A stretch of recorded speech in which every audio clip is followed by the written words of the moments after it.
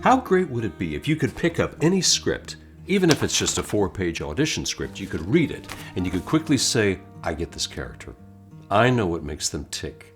I know what they're feeling. I know what's driving them. I can do this. You're going to start learning those skills today. Not only that, you're going to learn 1, what makes you feel anything that you feel.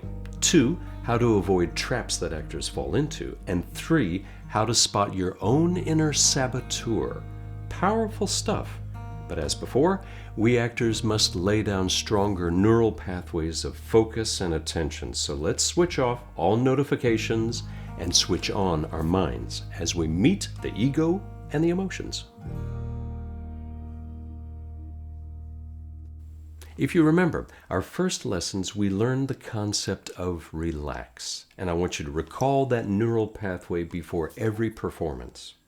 These next 2 lessons, we're going to learn how to receive what's been sparked in our minds and our hearts.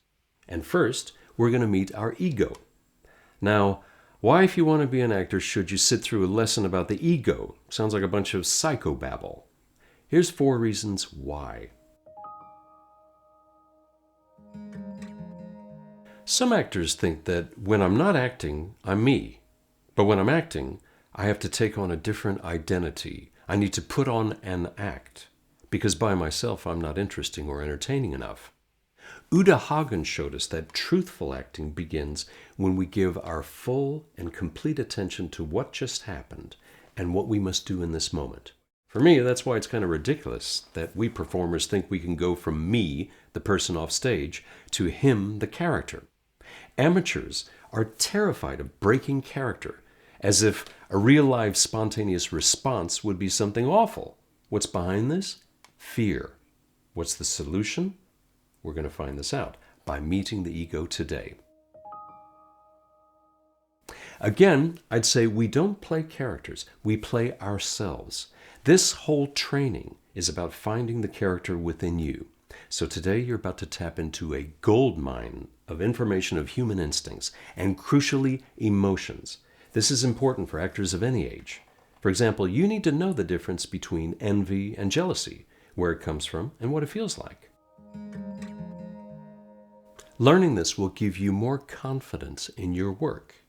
You're about to discover how, even though you think you're unique, you are no different than anyone else. Consequently, there's no need to fear them.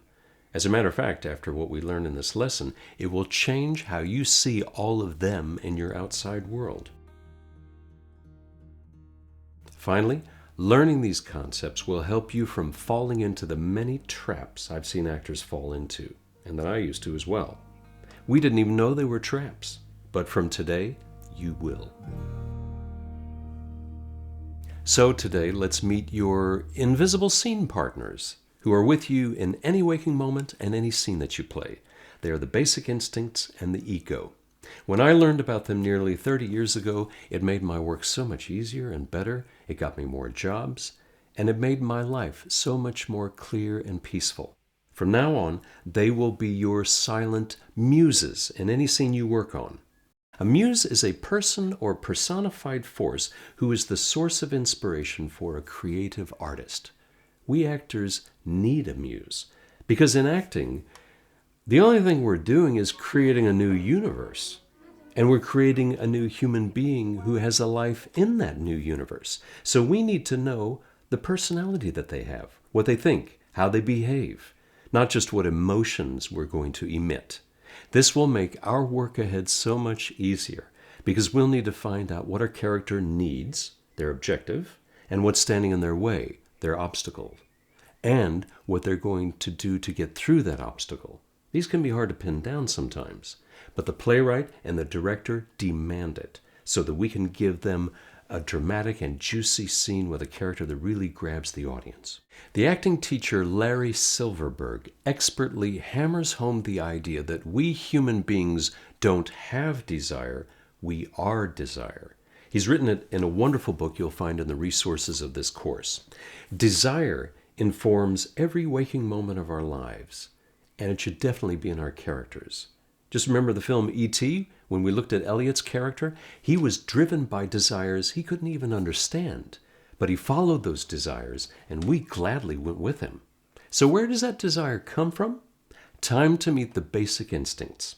An instinct is an inborn pattern of behavior characteristic of a species and shaped by biological necessities such as survival and reproduction. Whoa, that's a lot to take on board. So let's look at them in action first. Let's say your phone is broken. Suppose I were to say to you, it's going to take about a week to repair it, but for this next week I'll give you a loaner. Here it is. What was your honest, instant reaction when you realized that all your friends will see you with that thing? Here's another scenario. If you're a young actor, let me paint this picture. You're walking along with one of your parents in a park, and they put their arm around you. Ah, nice. Coming just around the corner, though, are your friends from school. And what do? You bet. Let's go to an extreme. You've had some routine medical tests, and you find out that your doctor wants to talk to you as soon as possible. Where does your mind go? You could say that all these instances had some drama in them. Some a lot. What do you think they all have in common? Let's look at some moments in the life of characters from plays. Take Juliet from Romeo and Juliet. Juliet knows perfectly well what is an acceptable relationship in her family's eyes, but she is driven to be with Romeo, no matter what the cost. How does she feel? At ease among her family? In Chekhov's play The Seagull, Arkadina, a famous middle-aged star of the stage, is in love with a much younger man, and she watches a young actress perform in front of Arkadina's boyfriend. How does Arkadina herself feel? Supportive and nurturing of this young actor? The salesmen in David Mamet's Glengarry Glen Ross are told that everyone except 2 from their sales team will be fired by the end of the week, and it's all based on their job performance. How do they feel? Think there's a lot of office harmony there? Now, just listening to those scenarios, did any of them touch you? Possibly even make your blood boil? What do they all have in common? Let me introduce you to your 3 basic instincts, your keys to unlocking any character. This idea of the 3 basic instincts was created by Bill Wilson, who is one of the founders of the 12-step recovery programs, of which there are 250 different programs around the world, and I belong to one of them. They're very successful at changing human behaviors that are limiting and self-destructive into attitudes and behaviors that are effective and life-affirming. Once I incorporated these instincts into my acting, I realized I'd found a key to understanding any character that I auditioned for. Bill writes that creation, or nature if you prefer, has given us instincts for a purpose. Without these basic instincts, we wouldn't have become complete human beings. Let's meet Ego Man. If Ego Man didn't have a security instinct, if he made no effort to harvest food or construct shelter, he wouldn't have survived. That's instinct number 1. If men, women, or children cared nothing for the society of one another, didn't want companionship, or didn't feel like they belonged, there would be no society. There would be isolation and anarchy. And if men and women didn't reproduce, if there weren't a sex instinct, the human species wouldn't carry on. Zog zog. So these instincts are biological necessities like our heart or lungs. Humanity couldn't function without them. Make sense? However, these instincts often get out of hand. Why? Because there's a payoff when we get one of our basic instincts met, and that's pleasure. And that makes us want more. Or it makes some of us want to take shortcuts. Not all of us want to live a life of crime, but everybody has ambitions, and everybody is ruled by their instincts. And yet normally, I don't see that these instincts dominate me. Why? Because I don't want to look stupid. And I don't want to admit that my desires for material and emotional security, for companionship and safety, and for prestige among my friends, that they're actually in control and not me. Also, I sometimes want more than my fair share. I don't just want one acting job that meets my security and social instincts. I want to feel good all the time. So our basic instincts cause us great trouble and a lot of drama. No human being, however good we think we are, is exempt from the power of these basic instincts. Remember the idea of carrying that old phone? Which instinct did I threaten in you? I threaten your social instinct. your reputation among your friends. And the idea of your friends seeing you with your dad, also a threat to your social instinct. The bad news from the doctor, which instinct was threatened there? That was the security instinct. She no longer felt secure that her future was safe. What about Juliet? Why didn't she just settle down with nice, respectable Paris? Because Juliet was driven by her sex instinct. What about Arkadina from The Seagull and Nina, the younger actress? Which of Arkadina's instincts were threatened? Her security instinct, for one. This younger actor was threatening her career. What about her sex instinct? Yeah, the younger actress might steal Trigorin away. Finally, what about the salesman from Glengarry Glen Ross? Which instinct was threatened if they lost their jobs? That's right, the security instinct. And possibly the social instinct, because it would be a big blow to their self-esteem. And there's no better way to get to a man than to threaten our self-esteem. Just look at the beautifully crafted character of Chief Brody in Jaws. He's the police chief who has to protect his community from a killer shark, and yet he's terrified of the water. We know all about you, Chief. You don't go in the water at all, do you? Some bad hat, Harry. Starting to make sense? These basic instincts amount to a new pair of glasses whenever you read a script. Now you can look at any dramatic character and ask, what basic instinct is being threatened by my scene partner? If it's not written in, you can even create it. That's your way into the character, into your relationship with anybody else in the scene, and that's your way of getting the acting job. Any casting director would love to see an honest, gripping, connected relationship. If you get to know your own instincts and how they're threatened on a daily basis, as well as your deep ambitions to get those instincts met, then you've tapped into a gold mine. And you don't think you have deep ambitions? Why are you taking this course? Of course you have ambitions for the future. You sense that there's more for you to learn, more to master. There is a basic need in you that makes you want to expand yourself. I'm right there with you. That's why we're all here on this earth.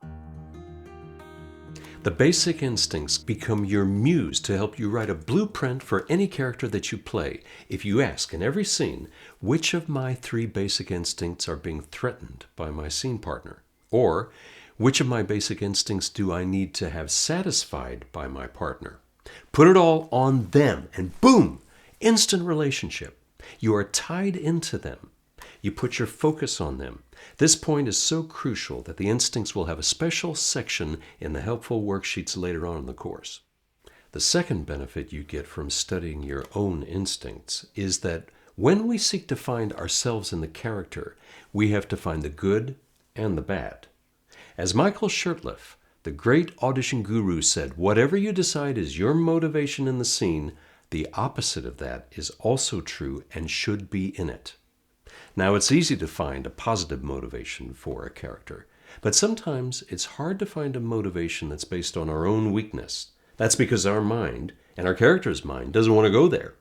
But the playwright did go there. All great characterizations have a weakness within them. Find which of your instincts are being threatened, and this all becomes clear. Another reason that I'm telling you about human instincts is this. We actors must have the humility to let go of our drive to be perfect, to have all the answers, and to be self-reliant. Dramatic characters are needy. The moment I accepted that I'm needy as well, my work took off. Now, not needy of the audience. We're not taking hostages here. What I mean is I, Brian, identify with the character, and I imagine that I deeply need the same thing that they need from the other character in the scene. Something that I as the character won't admit to, or even know that I want, but I need it. And don't worry, the audience won't be turned off by this. They will, in their subconscious mind, identify with your neediness because they have it as well. Don't believe me? Take a few moments to ponder your favorite character from a film or play or musical, and I'll bet they're driven by these instincts and they face the same obstacles, perhaps internal obstacles, that you face in your life. And that's why you like them, because you identified with them. If you have these instincts, who else has them? Everyone in your life, everyone you meet. including the people who seem to have it so easy in life.